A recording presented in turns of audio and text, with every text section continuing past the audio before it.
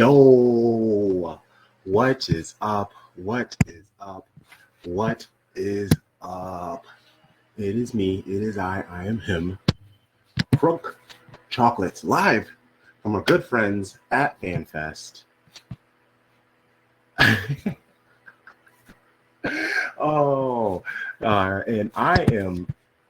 I'm laughing post match. This is, excuse me. I made this idea, came up with the idea to do these post match after all these losses, mostly to talk out the pain. But realistically, it's just who even cares? Why am I dealing with that? We're happy now. Manchester City won. Manchester City won. That's actually wild saying that. Manchester City won. Yes! 2-0 clean sheet for Pep Guardiola's 500th appearance. Do you use appearances as a manager? For Pep's 500th match against for Manchester City. If you look at all of his other games that he's done, the 100th match, all of the 100 appearance, whatever you want to use, killed it. The team did great. The team stepped up. They did what was important. And you saw, and I'll get into it. We saw the intensity from the players in the first 15 minutes. And from there, it got a little scary. And then we were up, and then we were meh, and then we were up again. So having just as many, or if not more, moments of up is a different feeling. Oh my gosh. So also, it's just, this is a new show. It's going to be just me. So I'm so used to having my show bros to banter off of, bounce ideas off of, and makes me like rush things. So this is going to be a nice, fantastic chance for me to just sit and think things out with you all. Obviously, this is a different background than normal. I'm at Mama Crunk's house for the holidays. Things will be back as usual very soon, everybody. But yeah, let's take a look at this lineup. It was Ortega in back. We have Lewis, Kanji, Ake, Bardiol, Kova, Sabinho, KDB, Bernardo Silva, Foden, and Holland. I'm not gonna lie, when I saw Ake on, I was very nervous because of the fact that we know what is up with them. We know he's been fighting an injury just like most of our players. What made me relax was the fact that Pep, instead of us being like, oh no, it's an injury, Pep was like, no, bro. I just told him, hey, once you get gassed, let us know. That way you don't hurt yourself again, which, progress. Pep adjusting? What? KDB has kind of seemed a little lethargic, let's just call it that, whenever he's on the pitch, which made me worry a little bit, just a little bit. But we are good now. Obviously, there's no reason to fret. Oh my gosh. I just so excited and happy. I don't even know how to feel about this situation, if we're being honest. Like the fact that City are back in fifth, back in possible, oh my God, Champions League. There was a point in time where we weren't, and fifth place does get Champions League play.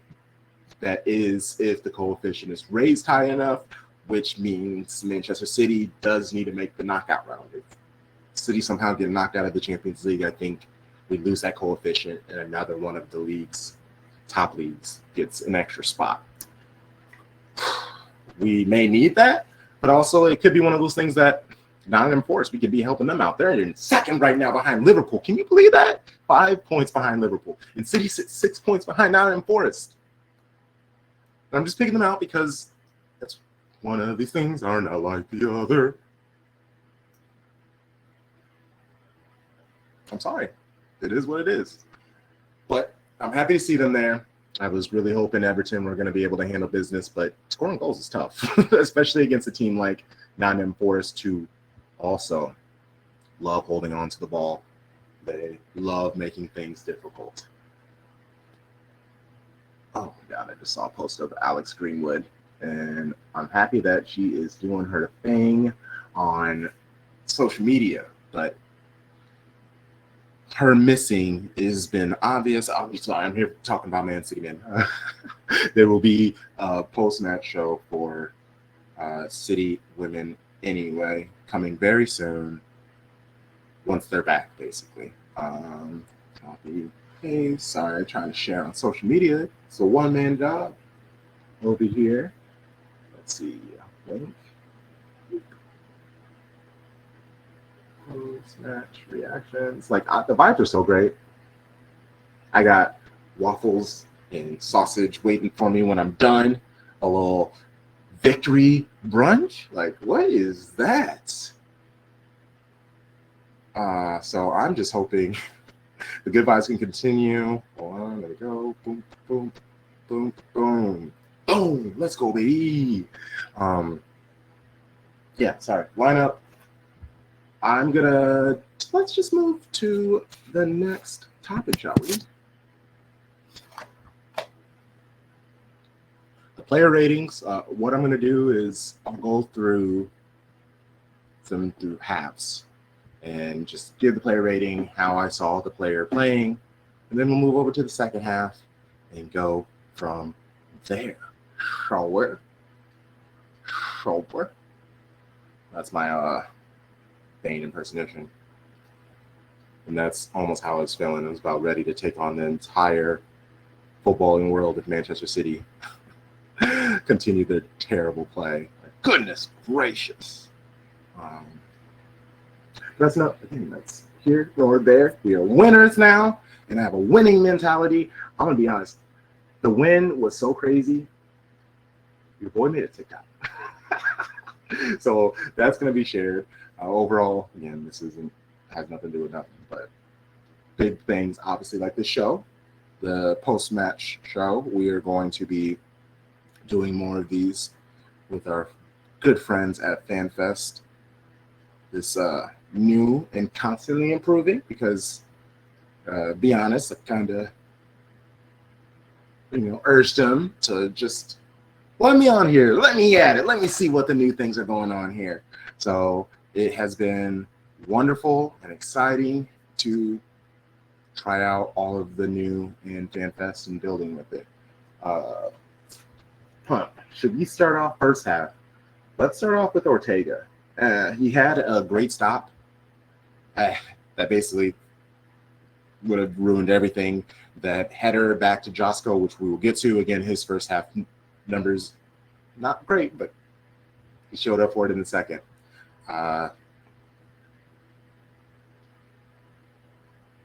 Ortega, he was great. Like, he's still not Ederson. Like, plain and simple. I will stand by that. I will fight about that always and forever, if we're going to be honest. Oh, hey, Jen. I am so... Oh, girl. Girl. Oh, I was not looking forward to being home with my mom, visiting family, and just... I'm wrong. So I would have, I ain't gonna lie, I would have been so upset. Because, like, one win in 13? Now we got 2 and 14. That's good. That's good. Let's go. Oh, man. But let's just get to Vardiol. He has mentioned multiple times how exhausted he is. He has the most minutes for Manchester City, and I don't even think it's close.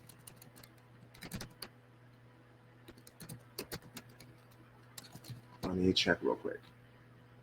And he's played every match, and he's basically just talking about how exhausted he is because he has to. There's nobody else. Ake's been hurt. I apologize. In all competitions, Erling Haaland, which also isn't great. Erling Haaland and Josko, they lead our team in minutes.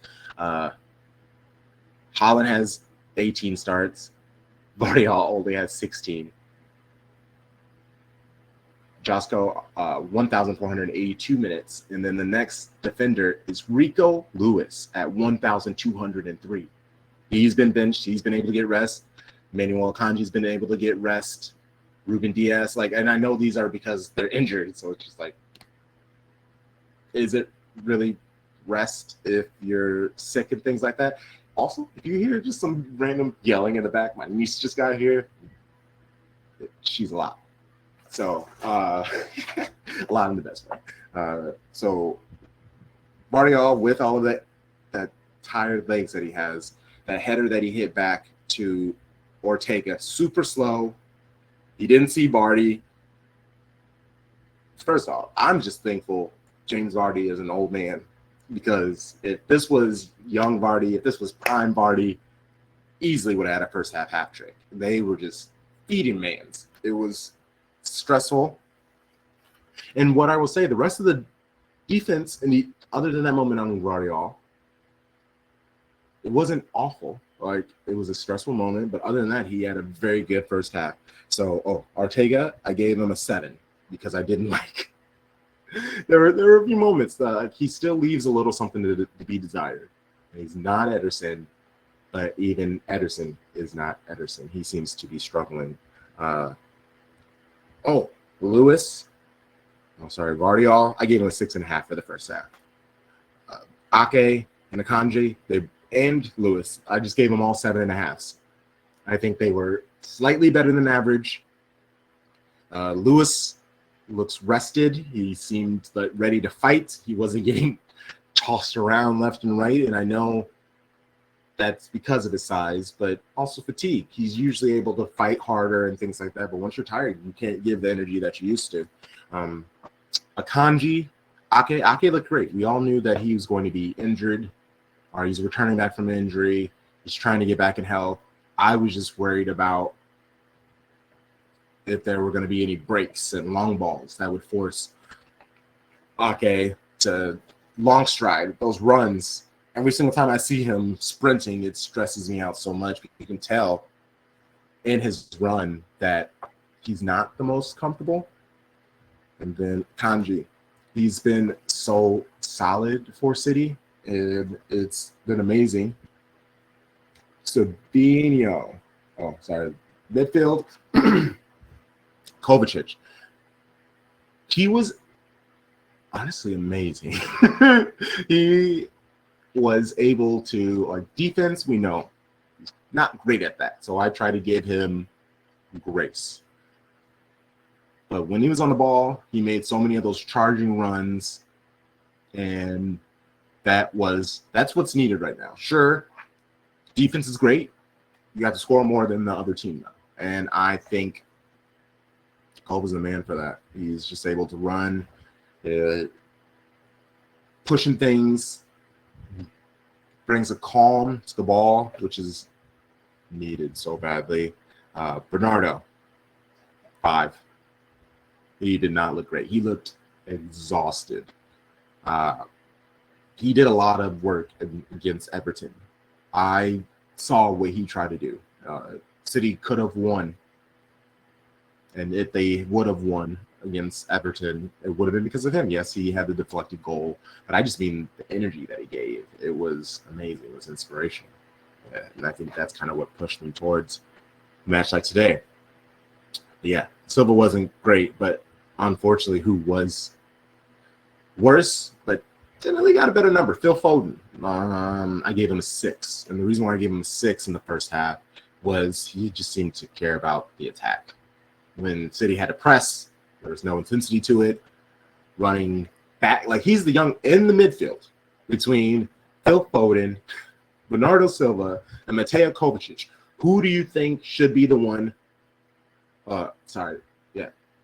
Bernardo, Mateo. Oh yeah, and then But anyway, Phil, I know he's on the wing, whatever. But out of all the people up there, who should be running back? It should be the young people. It should be Savio. It should be Phil Foden. Holland's a striker, so I understand if it might take him a little bit to get back there, but I expect him to even get back there. You aren't seeing it from Foden. Like, Savio is running his little heart out. KDB, no, man. Obviously we won, and we're not on KDB yet. We're still on Foden. And actually, I'm over Foden. And Silva, yeah. So, yeah, let's get to KDB. KDB, he's still the man. He had that back pass to Haaland, who he almost scored off of. That was great. But again, that was just the first, 10, 11, 15 minutes of the match. And he just seems to fizzle off. There were multiple times when breaks were happening. And not only was he walking, but his head would go down like, oh, I got to do this. I got to do this.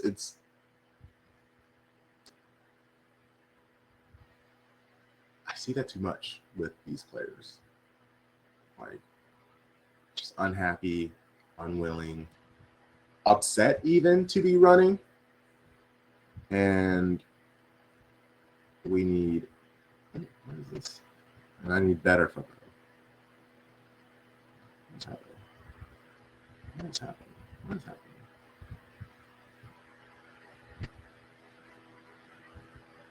Twitter's wild. I mean, the app, not necessarily people, but also, the people are always wild. Yeah, KDB, he kind of bums me out. Oh, Savio, 8.5. I could be just gassing out too much. Obviously, the goal was great. There was a moment earlier in the match, right before he scored the goal. It was like a cross to him, and it looked like he just hit a cross back inside, but you could definitely tell he's been trying to shoot. Savio hasn't scored. This goal that he scored was his first goal for Manchester City, and you can see it recently with because he got injured, and then he came back. You could tell that he was forcing things. He wanted to inject himself onto the squad, which isn't a problem. I love that. That's what you want to see, but there were multiple times where he's coming down the pitch, he's dragging in defenders, and you have Haaland making a run. You have Foden making a run. You have these back people that you have players from behind you that you could have back pass through. And he's like, no, bro, I'm going to take on all these defenders and get a shot off.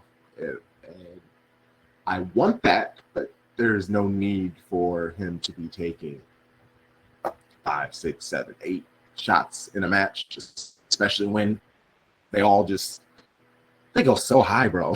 And even the goal that he scored, tough angle, and hit the top of the net. He was just lucky that he was 2-3 feet from the goal, and you can hit it almost as high. But I will also say we've seen Raheem Sterling sky so many shots in our time, and I was just worried. So he got that. We were good. I'm happy. Foden, and Haaland, he looked interested. He looked locked in. He was coming back, helping up the build-up play. There were a couple times when he was helping the build-up play, but then told them to hold on to the ball to let him get up the pitch, which kind of defeats the purpose of him coming back as an extra person, because you're supposed to come back, receive the ball, maybe hit it back to somebody, and then they can hit it wide when someone's streaking up the pitch. And he's supposed to run up. It's tough for him to do that. I understand. He's our only striker. I had just mentioned that he has almost 200 more minutes than anybody else on the squad. That's not great for your striker. I mean, it's great for your striker. Your strikers want to play as much as possible. They are your goal scorers, but he is being pushed too much. It's absolutely too much. So this could be a step in the right direction for him to get some rest. Yes, Adam. Stock is heading up, baby. This is a joyous occasion. We can be happy and excited. There's a video post-match going around of not Holland, Pep and McAtee having a real beautiful moment together. And that brings me so much joy because there were rumors that McAtee wanted to leave in January because of his lack of playing time. You would like to believe this could potentially, then honestly seeing him in the 66th minute, which we'll get to the second half now, with that sub for Phil Foden in the 66th minute. For people who are familiar with how Pep moves, he doesn't really like changing things unless he is forced to or he feels like he's forced to. And I do believe Phil forced his hand with that. Yeah, I don't think you don't ever want to bench someone with the quality of Phil Foden, but he was visibly off of it. And having someone like that on the pitch, not giving their all, that's contagious. And putting McAtee on, I mean, you saw it when he smashed into who was that player from Leicester? Samare, when he just clashed into him because he was just trying to get to the ball. And I don't know if he was expecting Samare to do something else with the ball. I don't know, but he clashed right into him, and I kind of like that. I thought first off, I was like, oh, did he do that on purpose? As a little like dark magic type of vibes. But no, he's just super intense. And then the second goal that started with a McAtee long ball. His intensity, his sense of urgency. Oh, I need it. It was so great because, again, like Phil Foden, he felt it immediately. Like he needs to prove himself. He feels the need to prove himself. People love him so much. They speak so highly of him. I will admit, I have said on many occasions on recordings that I have not been moved by McAtee. I'm not saying I don't see his quality. I'm not saying I don't see what he can be. But it's just the story of City players that, hey, they might not be quite ready to be a part of the squad as a important player. And honestly, there's nothing wrong with not being a huge star. What we've learned, what I've chose to learn from Nunes, Kovacic, are these world beaters? No, but there is a place for them on the squad. If everybody was back and healthy, there wouldn't be so much pressure on them. On top of it, he's needed. He's key. He's going to come in. He's going to bring the energy. He's not going to try to go and do anything too crazy because of the fact that, he knows he's not a world beater, at least not yet. Still very young. Everywhere he's gone when he's been on a loan, he's been fantastic. So I want to always say this. And now that he's doing well, I can kind of back off on the fact that I was like, I wasn't sold on him. I can just, in fact, give me a couple of weeks and I will completely flip the mindset.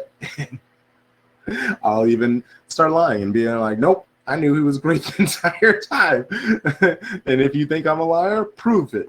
Show me the clip where I say differently. And then people can just pull up a minute and a half clip of me going in on him. Not going in on him because that's too tough. But me just saying that I wasn't moved.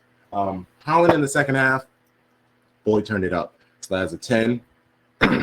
Foden, before he was subbed off. You saw it. I can't wait to hear Pep's words on Foden. I know someone's going to ask. I will be intrigued as to who asks about it because there will be some, like, we got some people there, who possibly will ask it in a messy way. And then there's homies like Jack Gone who will ask it in a way to get the best answer. Whether he may want trouble, he always wants something entertaining for right, but at least he plays the game well. And so that's what I enjoy about the homie check on. McAtee, great. 7. I would even give him a 7.5. He didn't have much time. There was there was a moment, in like the 92nd minute where he ended up with the ball and he was sprinting up the pitch and turned around. He's held the ball up. He slowed things down. The falling apart against Feyenoord when he was on, that was kind of part of it. Him and KDB came on trying to run it up. We gave up the goals. The match against United, all we had to do is kick the ball out of bounds, kick the ball up the pitch, like keep it calm. And then we saw what happened. So the fact that he took the ball, calmed things down, brought me a lot of joy. KDB, he was chill again, just more of the usual. It's good to see him play. 90 minutes? 90 minutes? It's good to see. Yeah, KDB, 90 minutes, 7.2 rating on FOTMob. Yeah, it was great. I mean, accurate crosses, 1 for 4. Accurate long balls, 1 for 3. Dispossessed, twice. Not great. Not great. But it is what it is. We know it was one of those things you could ignore, maybe what he wasn't doing defensively because of the fact that he's KDB. All he needed to do is get a ball with a little bit of space, make a pass, and then Haaland runs in and scores a goal. When the team is down and the team is struggling, you really can't afford that. So it'll be really interesting. Maybe KDB is finally starting to feel healthier and healthier, and we could start seeing him affect both halves of the ball. But at this moment, it definitely feels like he's gone. Like his mans will be vibing in San Diego. We're going to see him more tan than we have ever seen him, which I'm actually really excited about that. Bernardo, he did better in the second half. I would give him a 6, because there was still, before we scored the goal, we were in the box, and the ball was just kind of flying around, and they were all trying to make like 25 passes to just tap it in the goal. He had a good angle to take a shot on. I don't care if it gets deflected. We scored off of a deflected goal. That's what we need to be doing. We just need to be more aggressive, getting shots on target. Not shots at goal, on target.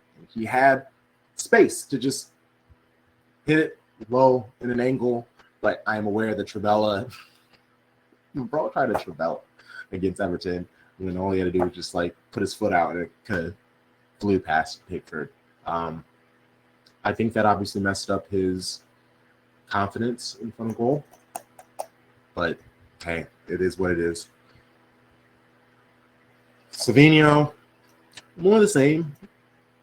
He's getting back into shape, so the fact that he was able to play 90 minutes, that's great. Kova kept the vibes, another 7. Savinho, 7 as well. Guardiola stepped up. He did great in the second half. I was very proud of him. What actually really surprised me about this match overall, as like the second half of the match. So the first half, Man City lost possession, 51%. They kind of struggled. Second half, Leicester City had possession, 58% to City's 42%, and that was the most effective and dangerous we have looked. Has City officially become a counter-attacking club? But obviously, I'm doing too much. But we're winning. Anything can happen. And also with McAtee on, there are these players who are going to make these passes, hit the ball forward, give our players chances. And that's all I want. I just want to see more chances from the players, right?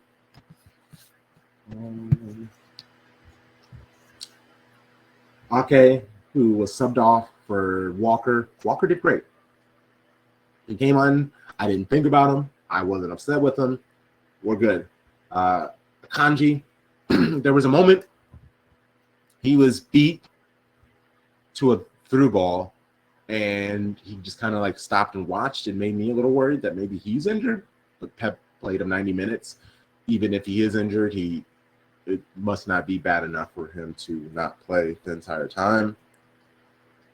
So another 7.5. And same thing with Lewis. 7.5. He was great. He looked more confident on the ball. He was quick on the ball in the small spaces. That was Rico's thing, is just how great and talented he is in small spaces with people closing in on him. But because of all the fatigue from the season, his movements were stalled. They were a little slower. And a team like Man City, on a club like them, where, it's pass, death by a million passes, a split second is the difference between, breaking through and losing the ball and giving up a goal. So I was really happy to see him. And then Ortega. Yeah, man. He did. If there wasn't an offsides, he would have given up a penalty. I don't remember if that was in the first or the second half. That stressed me out. So shout out to Jimmy Vardy just perennially being offsides. Shout out to Alex Morgan. Pew, pew, pew. That's my little time bomb at Alex Morgan shot. Yeah, other than that, started off the match. Shit. Now we're killing it. That's great. All right. What is on next? Okay. Positives. We won, first and foremost. Pep made a 66-minute sub. There were moments where there were more positives than negatives overall in the match, too. That's what made I wasn't as stressed throughout the match in the second half. Even before we scored the goal, for some reason, City always start the game off, even in this terrible form. The first 5, 10, 15 minutes of the first half and the second half, it's decent. It's just once the fatigue starts hitting those legs and the decisions start slowing down and the movement starts slowing down and they start thinking, hey, my teammate has it. Even though the other teammate is thinking, hey, my teammate has it. And then they just stare at each other stupid as the player runs by. Players are starting to make those efforts. They're not relying on their teammates to fix it fix the situation, which is brilliant. I need to see more effort. Yeah. What are you thinking in the chats, huh? Any positives?